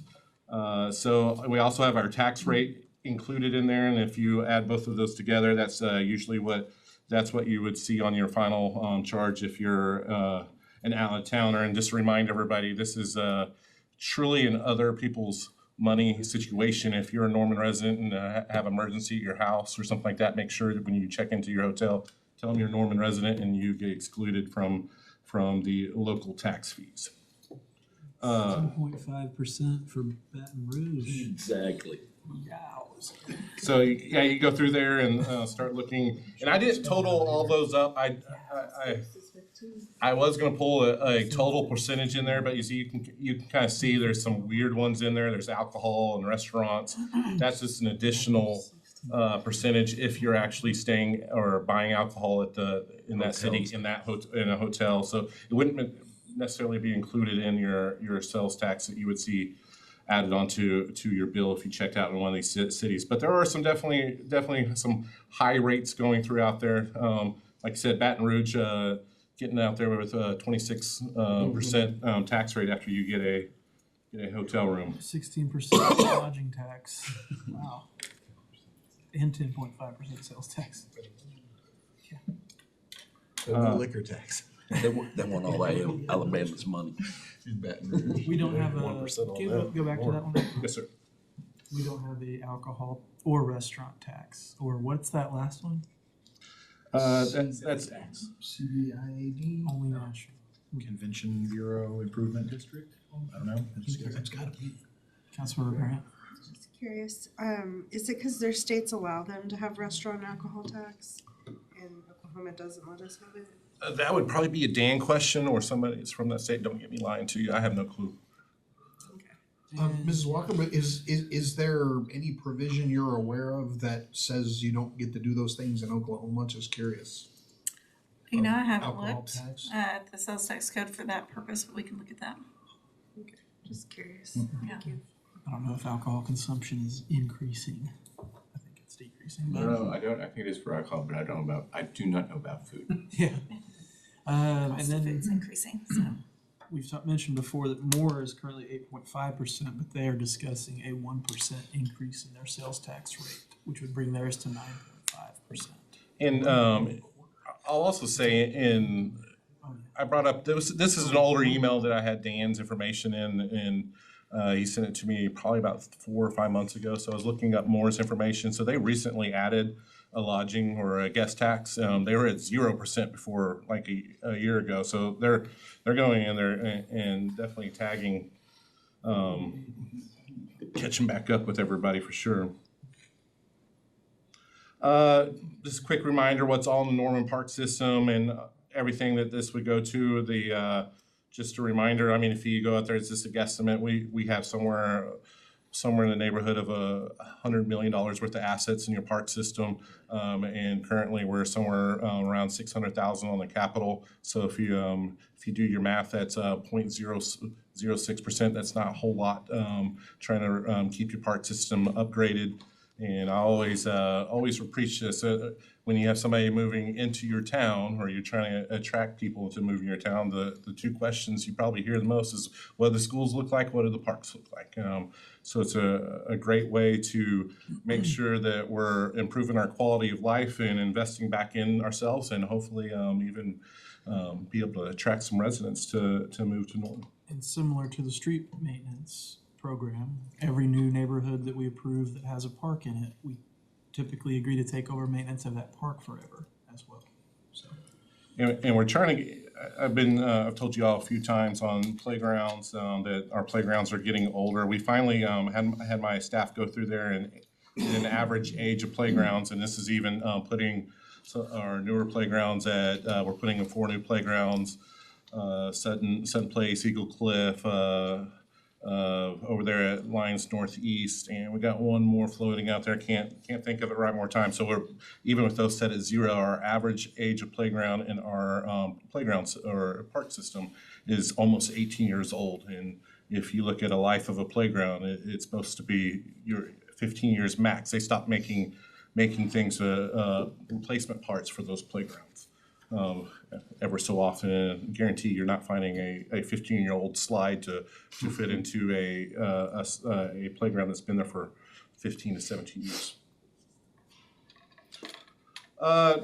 Hit this last time, haven't changed anything on this. It's just telling you what will the funding be used on. I did put a little star by public art program. Like I said, we've been trying to figure out for years how to fund public arts, but at least 0.25% of park portion going to every year. If this passes, at least $118,000 that can do anything from putting public art into public places. We talked about sculpture garden over at Ruby Grant, mural programs, just whatever is kind of the vision at that time.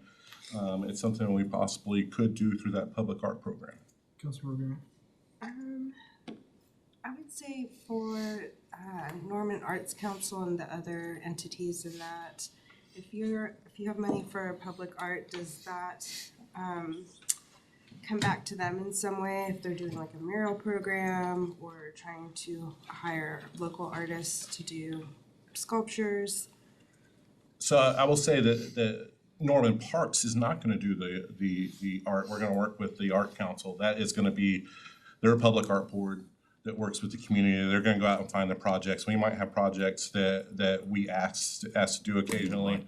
Especially to build a new park, or if we see some places screaming for a beautiful canvas like the silos over at Griffin. But for the most part, that program's gonna live inside the Public Art Board that is inside the Art Council. And then second part, I think 2.5% will be over 118,000 because it was my ask for the 0.25%. Yeah, that's what that's the portion I was talking about.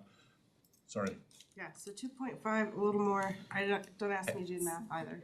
Park math is what's going on over here. I always scare everybody when I start talking about percentages. It'll be a bit more. It'll be a bit more than 118. Yeah, a little bit north. That's all I had as of right now. Councilor Roos. So, I think it's great you did a little cutout for art. But you did that because you weren't getting your fair share from the council? No. Okay. No, that, want to make sure that we've been talking about including public arts for, before the last time we talked about this. Let me rephrase my question. I think you're confused. I see, Mr. Hinkle. So I thought the art council get flows of funds, so much through the sale, from the sales, hotel tax, they had this, and they fund things throughout the town, plus art in the town. And if I'm the park guy and have all this park and I want some art in my park, I'm going to that council, hey, look, I've got a couple of unsolicited proposals for you. I'd really like to see this in this park, this park, this park. And I'm thinking, well, you probably get the service you wanted from the council. And so you're saying, hey, I'm gonna do a cutout with 2%, 2.4%, whatever it is. So you can ensure that you can get that art in your parks. I mean, that's how I kind of read the need for the cutout. Maybe I'm wrong, maybe I'm totally wrong. So how make sure I'm understanding you perfectly. So right now they get 20%. Of that 20%, that is distributed amongst a whole plethora of arts groups that's throughout the Norman area. And that 2.5% of the parks portion, when we break that out, that will live inside, still live inside the parks capital budget. And we will work with them to come up with public art programs. And those, definitely, if we have a park or a new park opening or a public building that needs art, we're definitely gonna be pushing that at them and having that on their priority list. I guess you did a cutout and say, hey, look at me, now I got a cutout, I have the funding, so look at me, instead of competing against all the other demands for that art council. Yeah. Got it. Yeah, that would be independent from, that will not be included in their demands that they break out with all the other art groups. I got just one other, so I understand the art council also gets funding through the TIFs, is that correct? That there's certain, like a TIF, they have, No. Norman Forward, yes, but not in a TIF. So like, UNP TIF, there's not a little cutout for there's a cutout for funds associated with art within that TIF. No. Originally, when we were looking at creating Legacy Park, way back in 2006, there was a public art envisioned for Legacy Park. There wasn't money to fund that when it was constructed. There has been some discussion, and maybe this is what you're thinking of, with the Development Oversight Committee, about spending some remaining town center incentive funds for a public art project within the town center. And so that may be what you're thinking of. Yeah, and that's really just a one-off. It's not part of all of our TIFs or anything like that. It's just there's some available funding, and that was a use that the developer was willing to partner on. I'm following you now. Yeah, Norman Forward has the 1% dedicated for public art that voters approved, of 1% of every project. Okay, and then just for reference to the last increase from 5% to 8% was distributed amongst Visit Norman and Norman Arts Council. Parks did not get any of that increase. Correct. Parks got 0% of that portion, or that raise from 5 to 8%. 75% of that raise went to help form the Norman Sports Commission, and that other 25% went to Norman Art Council. And currently, Norman Parks Department is in charge of the Firehouse Arts Center. Yes, The Sooner Theater, the Train Depot, in the historical house. and the Historical House. And also the YFAC and the AW, and all of them we own, and we are responsible for maintaining them. Correct. And we pay the utilities. And if Norman Forward too, if there's any art, cultural type centers that are built for that, or through that, then Parks would also inherit those buildings. Okay, any other questions or comments for Jason or Catherine? Okay. So again, same thing, it's currently scheduled for second reading next Tuesday. There's been discussion about two big things on the ballot in April, the street maintenance bond, shelter bond. Do we want to add this on there as well, along with a couple charter amendments? Do we want to just focus on the two big things that we're asking voters for? And the other, the charter amendments be in June, or however, any other ideas that anybody might have in mind? Councilmember Grant. Yeah, I don't know if you're gonna hate me for saying this, but June, if we voted on it and it was passed, would that still have lead time to get in place before the next game? Right now, if it's adopted in April, we were thinking it could go into effect July 1st. So probably September 1st realistically before we'd go into effect. Okay. Good And time for conference play.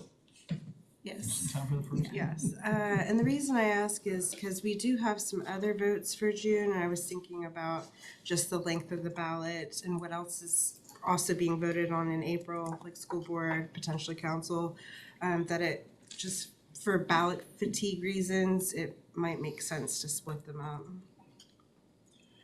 Councilmember Hinkle. Yeah, I'm hearing just that we're having way too many smaller elections. I don't think that 3 amendments like this, 3 items like this would really cause a lot of ballot fatigue. Maybe the charter amendments would be better for the summertime with those questions. But these all kind of seem like progressive, forward-thinking questions that I think could be digested easily on one ballot, maybe. Okay. Any other thoughts on that from anybody? Mayor, can I just chime in real quick for the city clerk's needs? Really, we need to know by Thursday at noon. This is a really large agenda. Yeah. So if council wouldn't mind, if you have any input, just get that to our office by Thursday at noon. That'll give us an opportunity to do what we And need to do. these are all on the non-consent. These are all second readings, so there will be a public hearing, public comment, And we questions for council. Yeah, because they've been noticed, if you decide to delay any of them to another election, our recommendation would be to postpone it indefinitely, because all of the ordinance titles list a specific election date of April. We would bring it back in March for first and second reading for the June election, whatever's determined to go on the June ballot. Okay. With the right changes. Everybody clear on that? Okay. All right, then if there are no further questions about that item, then we'll move on to item number 5. Thank you. And that is a presentation and discussion regarding proposed amendments to the city charter. Similar discussion. This one isn't asking for money. Yeah, and I think you all have seen this language before in a meeting a couple of weeks ago, and I think it's changed with the language here. It's the extension or the beginning of the term for council members beginning after the April election, the first Tuesday following the April election date for all council members. And then it's the addition of additional qualifications for the city auditor position. So those two also are listed specifically for the April 7th election. And if you all desire to move those to June, we would just recommend, again, postpone indefinitely. And then we'll bring it back onto your agenda March 10th for first reading, March 24th for second. Councilmember Grant. I don't want to postpone the auditor one, and the one about when we take our seats could be in June, but I definitely want to see the auditor question move forward so we can get that position filled as quickly as possible. In that case, then I would recommend, if that's the will of council, that you amend the ordinance on the floor to strike section 1 of the ordinance that amends the charter for the term of office, and then the same section, similar section on the ordinance proposing that amendment. It'd be section 5 in that ordinance. And then we'll have to make amendments to the proclamation that's attached to each ballot item as well. I would second Councilmember Grant's motion on that. Looks like we have consensus on that. I mean, yeah, I would say too, I mean, if we're gonna put them all on, if we're gonna put the other 4 things on there, I wouldn't have a problem just putting them all on there. I mean, the term limit, or not term limit, but us being sworn in within So it's 60 days of election instead of 5 months. 5 questions, funding, charter amendment, potential runoffs, school board. I don't know that that's too big, but, and I feel each, like school board, it's its own ballot. These 5 questions should still be on the front page. I think so. I think they're Okay. short enough. Yeah. I don't control that, but I think Yeah, it's mostly they're succinct enough that we could do that. the data from the ones where we had 2-page ballots of city questions. There was a noticeable drop off on the second page. Yeah. We did the nine items. So if this may be the beginning of being able to kind of put together that barometer to give future council just some inside information. If you go to page 2, you're gonna lose this many voters that voted on item 1 that didn't wind up flipping the page. So if we've got a couple of ballot types and we're able to evaluate how many voted on issue 1 versus how many voted on the last issue, I think a pattern will absolutely be identifiable. Just as a reminder that when we had the 9 amendments, charter amendments a couple of years ago, question number 1 had more than 1,000 More votes than the last than one. question number 9. It had more than 1,000 total votes, so number 9 lost over 1,000 people and decided they voted on question 1 and then didn't make it to the last slide. So that's where people. To say last comment for me, it just seems like 4 of those items are like business items that move the city forward, and I think voters can probably wrap their head around the business nature of, the go bonds, auditor, things like that, and then the charter amendments seem more like housekeeping, to where maybe that would be better placed in June with some other, and after the elections in February, people may wanna decide how long people stay in some place in June anyway, so. Okay, any comments or questions about that? Again, scheduled for second reading Tuesday. Unless anything changes, we'll be moving forward with all of them on the April ballot, but think about it. Remember what Jamie said, if you can, please, if you hear anything different, if you have change of feelings or thoughts, let them know. But otherwise, we can also postpone on, getting the date if we have to. But I'll try to draft amendments based on what I've heard tonight, just in case. So we go Because it's a smoothly no lot matter which easier, direction you right, decide it's to a go. lot easier to have those prepared in advance. So I'll work on those. Okay. Is that it, everybody? Okay. Seeing no further comments, then this meeting is adjourned. Thank you. Somebody's gonna sing happy birthday to me on the record. And it's Josh's birthday. Happy birthday. City Council's a gift that keeps on giving, man. I was hoping my